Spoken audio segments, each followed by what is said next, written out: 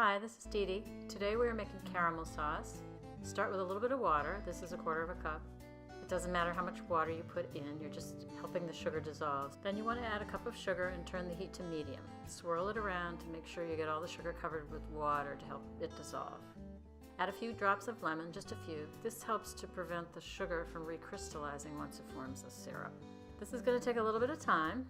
A lot of people caramelize sugar by itself with no water. I like the ease of adding some water rather than risk burning the sugar, so it helps. It's kind of like a buffer. Once the sugar has dissolved, you want to bring it to a boil.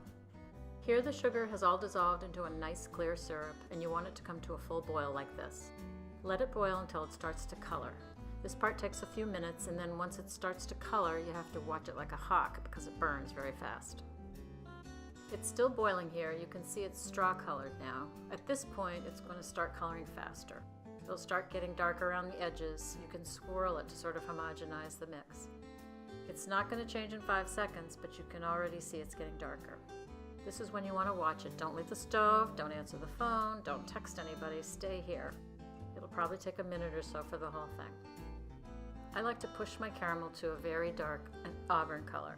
The darker it is, the more flavor it has. You can take it off if you want it to be a little bit lighter than what we do here, but if you're making a sauce and adding a liquid to it, you want to push it until it's nice and dark. It's going to start smoking as it gets more color. If you're worried about it burning or going too fast, you can always take it off the heat, cool it off a little bit, and bring it back. You can control how fast it boils that way. Take it off when it's almost done because it will continue to cook a little as it cools off. I'm going to take this off the heat and then add the liquid when it's stopped boiling. Here's your finished caramel. It's cooled off, nice and dark, auburn red with a glassy surface. Now you want to add your liquid to make it a caramel sauce. We're going to add heavy cream, but you can add other things like orange juice or cider, even water. They're all delicious. You can also add salt as well as liquid to make a salted caramel sauce.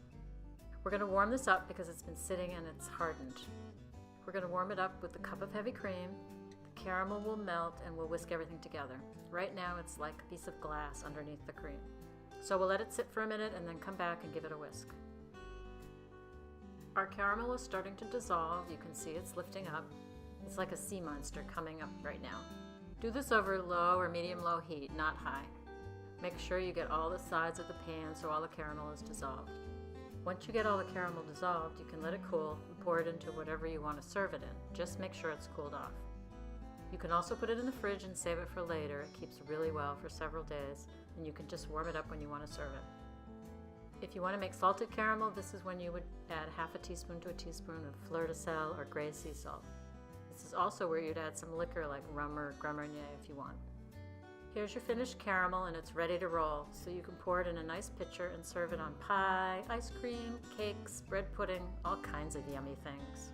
Thanks for watching. See you next time.